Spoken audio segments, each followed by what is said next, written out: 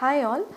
In the previous class we discussed about the introduction of power electronics, its history and a generalized power converter system. So in today's class we will continue with the different types of power converter systems. So there are converter system means it is a matrix, a combination of different type of devices, different type of load elements such as resistors, inductors, capacitors and the different semiconductor devices like the diodes, transistors and thyristors and so on. So a combination of all this together is known as a converter system. So there are 5 different types of converter systems. We have already seen in the previous example for a laptop, that is, to charge the battery of a laptop we require to connect it to the AC supply. So from AC to DC the conversion process takes place. So the first type of converter comes under the category of converting the AC power supply to a DC power supply, and this type of conversion is known as rectifiers.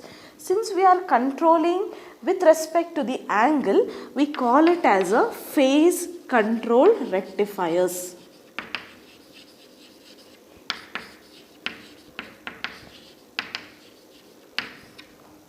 So phase control rectifiers means it converts the input fixed AC. We know that in the supply means whatever we receive is a fixed 230 volt AC.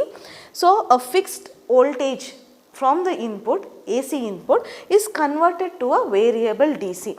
Variable DC means depending on the laptop manufacturing of the battery, so the different batteries will be having the different values.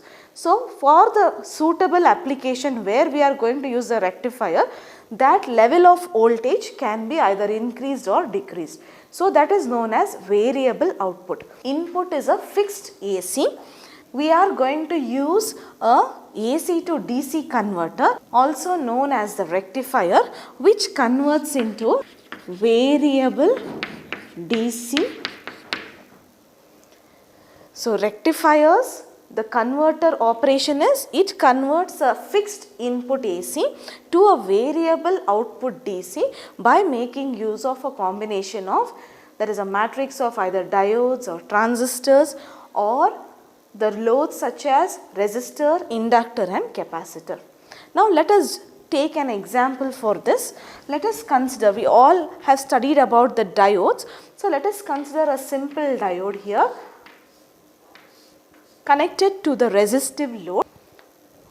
Now input is a AC signal, let us call it as V in, and this is the diode D1 that is connected across the source and a load.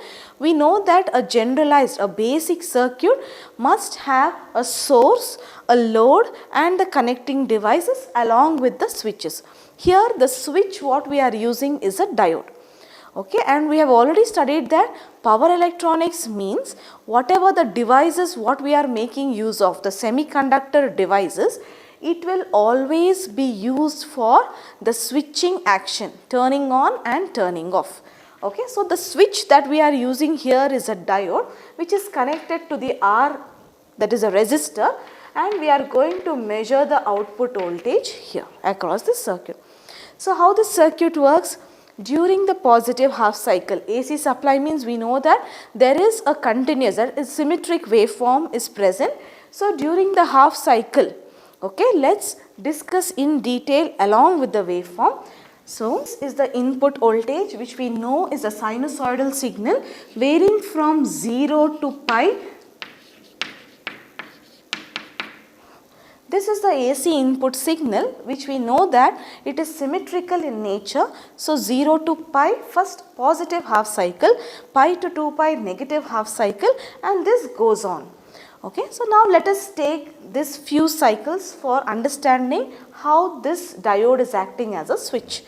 Now let us say that when we are going to supply, when the input AC is applied across the diode and the resistor, then the AC supply during the positive half cycle, okay, diode, we know the diode terminals, this is the anode and this is the cathode for a diode. So we know that when the positive terminal or the positive voltage is applied across the anode of the diode, only then the diode starts its conduction. We already are familiar with the working of the diode, that is a forward bias condition and the reverse biased condition. Now when do we say that the diode is in the forward bias condition? When we are going to give the anode with the positive potential, right? So when we say that the diode is in the reverse bias condition, then that is when we are going to connect the anode to the negative supply, right? So now whenever we say the diode is forward biased, it is nothing but diode is in the on state. When we say diode is reverse biased, we say that the diode is in the off state, on and off. That is what we require here, right? So now when during the positive half cycle from 0 to pi, you can observe that diode is connected anode towards this terminal and cathode towards the load. So now what happens during the positive half cycle? The diode is conducting. So when the switch is turned on, what will happen to this? It will, the equivalent circuit. So during on condition,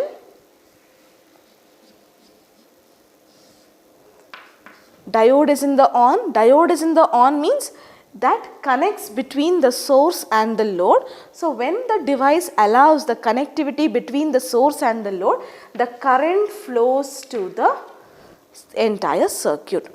So we will get an output voltage across the resistor, right? So this is during the positive half cycle. So how will we draw the waveform for that? During the positive half cycle, what's going to happen? Here during this part only the output is obtained. So whatever the input is there, it is just going to be available at the output. So here the output voltage will be from 0 to pi. Clear? Next, from pi to 2 pi. See here, the voltage is a positive value and here it is a minus Vm, negative supply. So during this negative supply that is applied here, what will be the equivalent circuit during the negative half cycle? So AC supply is there, then diode is in the off condition because anode is present, we are applying a negative value of voltage. So anode, when it is biased with respect to the negative voltage supply, we know that the diode is in the reverse bias condition. Reverse bias condition means it is nothing but off state. So when the switch is off, there is no connectivity from the source to the load. So it is an open circuit here, and in this case, in the case of an open circuit, what happens? We will not be getting output across the load. So output here, the current flowing is not there, the current flowing is 0 here. So when the current flowing is 0, what happens to the output? Output voltage is not available. So from the value pi 180 degree up to 360 degree 2 pi, what happens? You will not get any output voltage, hence it's a 0 value. Next, coming to the next half cycle, next positive half cycle from 2 pi to 3 pi, that is a positive output voltage is available here. So again what happens? During the positive half cycle that is connected across the diode, the anode of the diode is connected to the supply, and once anode is connected to the supply, it becomes a forward bias condition. Once it is a forward bias condition, we say that diode is in the on state, right? So when the diode is in the on state, what happens? It is a closed circuit, the current flows from the source to the load, and hence we will get an output voltage same as the applied input. So again here from 2 pi to 3 pi, we are going to get the applied input voltage. Okay, this is nothing but the amplitude will be plus Vm. So what we are going to do here, it's from the input voltage using the diode, by switching on and switching off the diode, we are going to get an output voltage. Now the same case in the case of thyristor, the same in the case of thyristors, that is thyristor we will be discussing later, but for now, for understanding the different converter systems, thyristor also already we have studied during the introduction session of this power electronics. Due to the invention of thyristors only, it gave a boost to the power electronic field, because it consists of 4 layers, PN, PN. Okay, almost similar, the working is similar to that of a diode, right. Later in detail I will explain how it behaves, how it is turned on and turned off.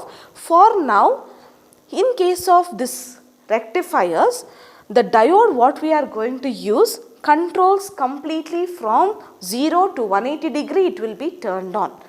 Okay. Now we don't want this to happen.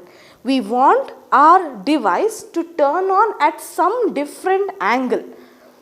Let us say we want to turn on the device at 30 degree. So when we want this device to turn on at 30 degree, we cannot use this diode, because diode is an uncontrolled device. Once you give the positive supply, it continues to be in the on state. Once you give a negative supply, it automatically goes to the off state, right. It is an uncontrolled device. But when in order to achieve a controlling action, we know that thyristors are nothing but a controlled device, and power electronic is control and convert one form of energy to another form. So we have to convert one form of energy, AC form, to DC form by making use of control device. So diode working you have understood. Similarly, in case if we are going to replace this diode by a thyristor T, okay, anode, the symbol of a thyristor is anode, cathode and a gate terminal.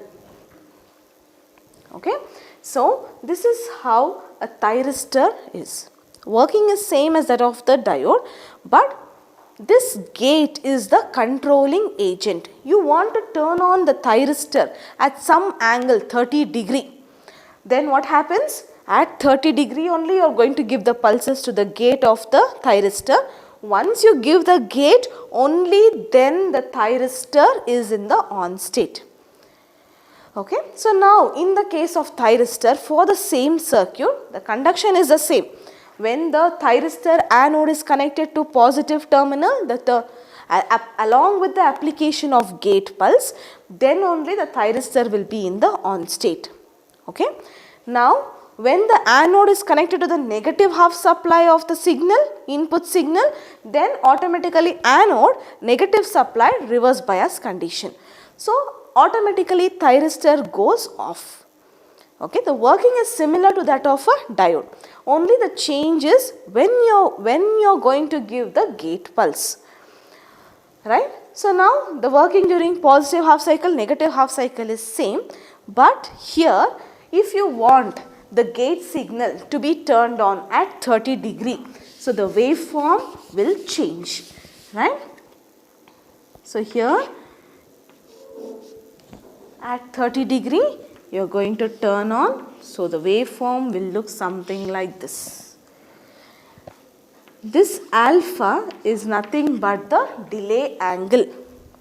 You don't want, like the diode what you use, you don't want the device to turn on at 0 degree.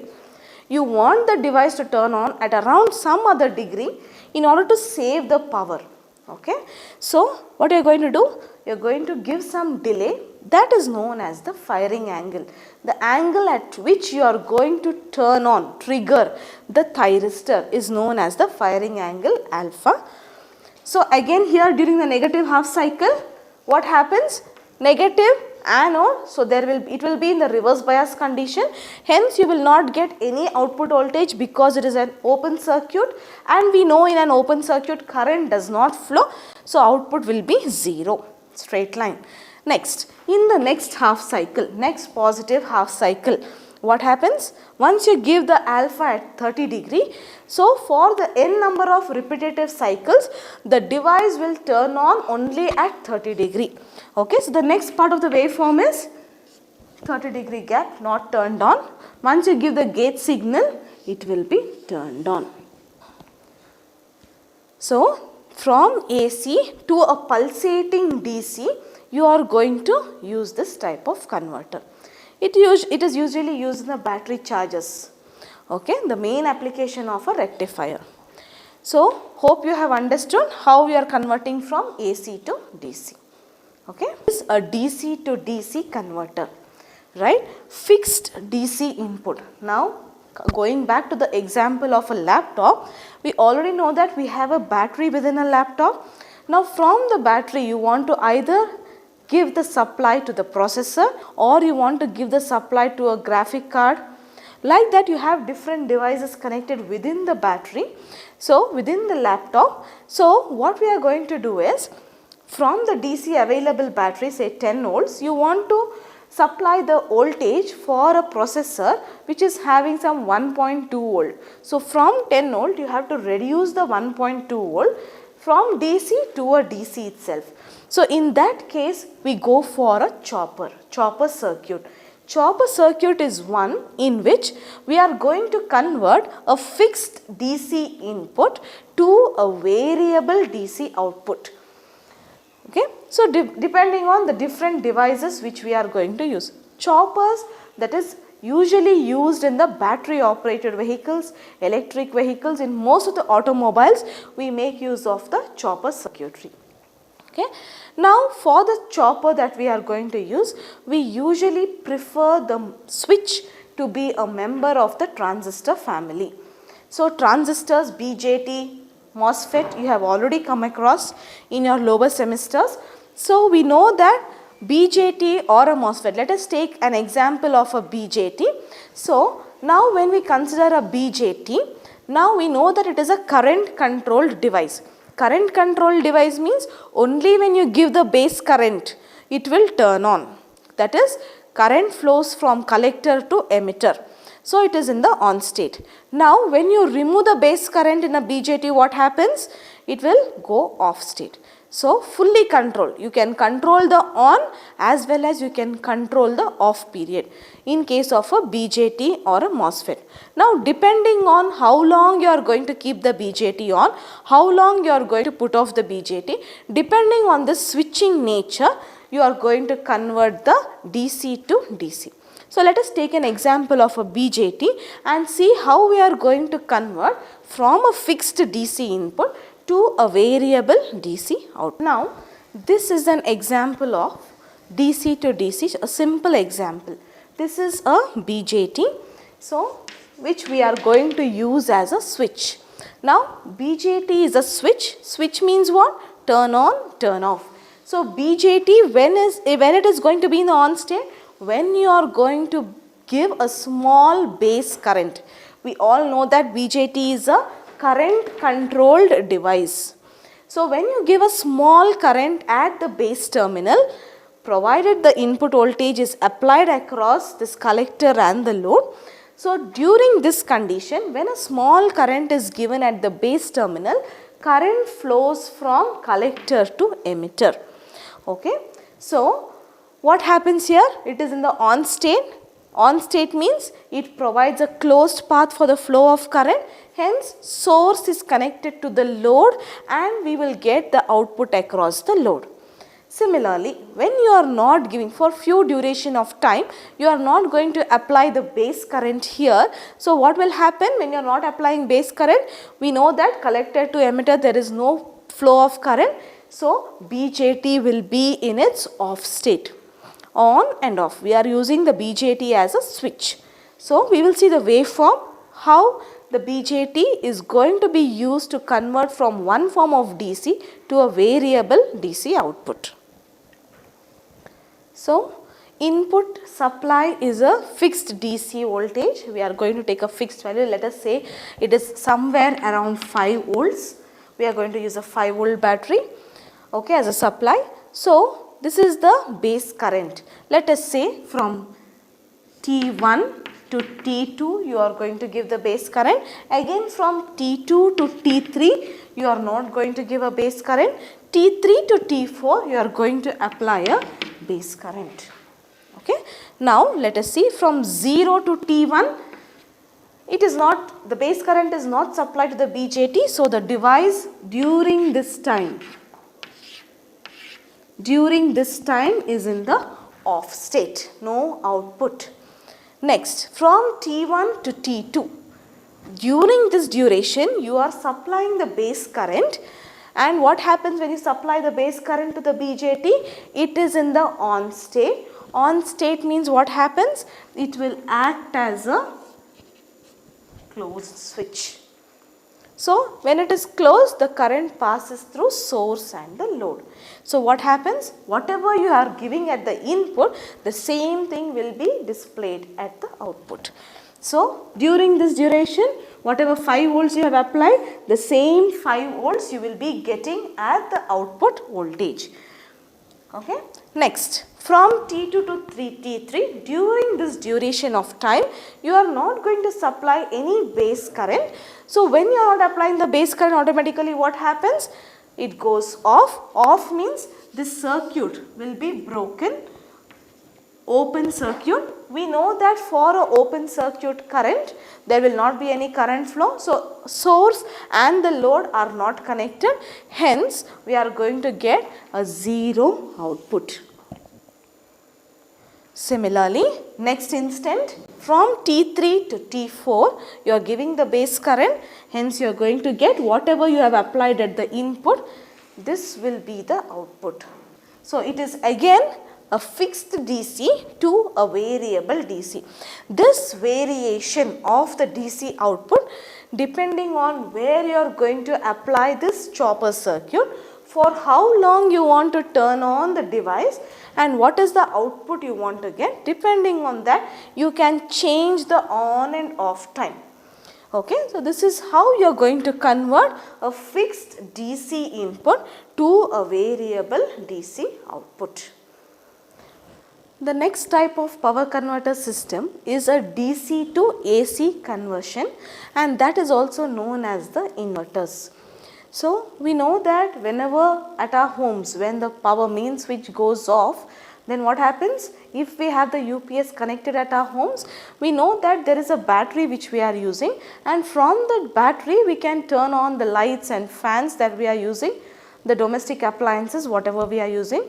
Depending on the capacity of the battery, we are able to turn it on. Okay, so the same principle adopted is this inverter process, where you have a fixed battery which you are going to convert into a variable AC output. Okay, so inverter is a process, the method where you are converting a fixed DC input voltage, a battery voltage, to a variable AC output voltage. That type of conversion is known as the inverter action. Okay, so wherever we use this process, it is known as the inverters. We know the example SMPS in the laptops or in the desktops, we have a SMPS. Okay, similarly in case of our homes, we use the UPS system. So all these are the applications of inverters. Okay, now let us take a small example. We came across DC to DC conversion, where we use for a DC as the input voltage, we use the transistor family. Now let us take the same example of a transistor and let us see how it works. Okay, now here we are going to consider 4 transistors. It is a BJT itself. Let us consider B1, B3, B4 and B2 are the 4 BJTs which we have used, and at the center of these arms we have connected to the load. Okay. Now we have to find out the action, that is we are going to give only a fixed DC input, but we want to get a variable AC output. AC means we know that symmetrically positive, negative has to keep on changing. Okay. So we know that according to the rule, whenever we have a bridge circuit, we cannot turn on 2 devices across the same arm at a time. So always we have to turn on the diagonally opposite devices. Okay. So, during the first instant when we are going to apply the gate pulses, or here in case of the BJTs it is the base current, we are going to apply transistor B1, transistor B2 is applied with the base current at the same instant of time. Okay. Now, B3 and B4 are going to be supplied with the base current at the same instant of time. Okay. So, B1 and B2 at the same instant you are going to apply the gate pulse. Come to the waveforms here. Input is a fixed AC, so fixed DC input is used. Now, B1 and B2 diagonally opposite devices must be turned on at the same instant of time. So, B1 and B2 we are going to give the pulses from T1 to T2, T3 to T4. T1 to T2, base 1 and base 2 of the B1 and B2 transistors are used. Now, similarly 0 to T1 you are going to give the supply to the B3 and B4. Similarly T2, T3, T4 and T5. Okay, now let us take how this is going to work, how we are going to get a variable output voltage. Now B1 and B2 are turned on, you are going to give an fixed AC supply. So when B1 is turned on and B2 is turned on, it provides a closed path for the flow of current. So the current starts flowing from the input here, fixed DC input, across the load, across this B2 back to the supply. This is the path followed for the flow of current from this direction. Okay. So, the output voltage what we are going to get will also be positive for the devices B1 and B2 when it is turned on. Okay. So, at this instant what we are going to get? We are going to get a positive output voltage. Okay. Now, coming to the next instant B3 and B4. When B3 and B4 are turned on, then the path for the flow of current will be input, from the input this arm B1 is off. So, the current flows across this B3 and then it flows across through the load in the opposite direction. Load you are going to measure from this direction, but the current flowing is in the opposite direction. So, the output voltage will be a negative value from T2 to T3. Okay. So, I hope you have understood. During the pulses which we are giving for B1 and B2, what is going to happen? It is the flow of current takes place from B1 load. Okay, I will write the path. So, input, let us say input positive, input negative, because it is a DC supply, positive and negative terminals are fixed. Input positive, the path taken, then what happens? B1 is turned on, it flows through B1, then it flows through the load, let us say positive of load and negative of load, positive of load to the negative of load. From the negative of load it flows through the B2 and then it flows back to the input negative. So, this is the path followed for the flow of current, for which you will be getting a positive output voltage. So, whatever the voltage you have got in the input, that output will be available at the load here. Okay. Next instant of time, when you are going to turn on this diagonal B3 and B4, when you are going to turn on, then what happens? Since B1 is in the off state, so there is no path for the current to flow from B1. So, what happens? It takes the path through B3. Once it takes the path through B3, what happens? The path followed for the next instant is input positive. From input positive it flows through B3. From B3 it flows to the negative of load, then it flows through positive of load, then it flows to B4, right, then it goes back to the input negative. So, what happens here? negative of load to positive of load. So, we are going to get the output as a negative output voltage. Okay. The same cycle repeats for the next instant of time where we are going to provide these pulses for the respective transistors. We are going to convert fixed DC to a variable AC. The next type of converter is AC to AC converter, is also known as voltage regulator. So, in the previous session we took an example of a ceiling fan and we discussed how by varying the knob that is present there, the knob is also known as a regulator, which you already know that. So, by varying the regulator we are going to vary the speed of the fan, isn't it? So, now AC is the input, supply main is the input, it is a AC motor. So, you are going to convert AC to AC. Okay. That is, an AC voltage regulator is a type of converter which converts a fixed AC input to a variable AC output. What about the frequency? Frequency is a fixed one. AC motor 50 Hertz, supply what we are receiving is a 50 Hertz supply. So, in this case the frequency remains constant, constant frequency, isn't it? So, this type of conversion is known as a voltage regulator. Now, all the lighting purpose, heating purpose, speed control of motors, we make use of this AC voltage regulators. Okay. Similarly, the next type of power converter system is again an AC to AC converter itself, AC to AC conversion, but here we kept the frequency as constant. In this case the frequency is a variable one. That type of converters where we are going to change the frequency of the output with respect to the input, that type of converter is known as a cycloconverter. AC to AC cycloconverter is a type of converter which converts a fixed AC input to a variable AC output with a variable frequency. Usually it is used in the induction motor, AC motors, induction motor drives where the frequency remains constantly changing. Okay. So, these are the 5 types of converter systems that are available in the generalized power electronic system.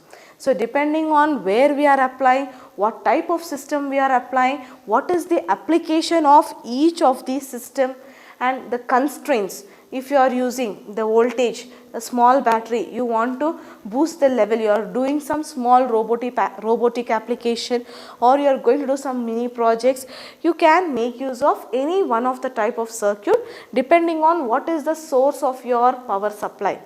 Depending on that, any type of converters can be used and you can convert one form of energy to another form by using different controlling devices, semiconductor devices.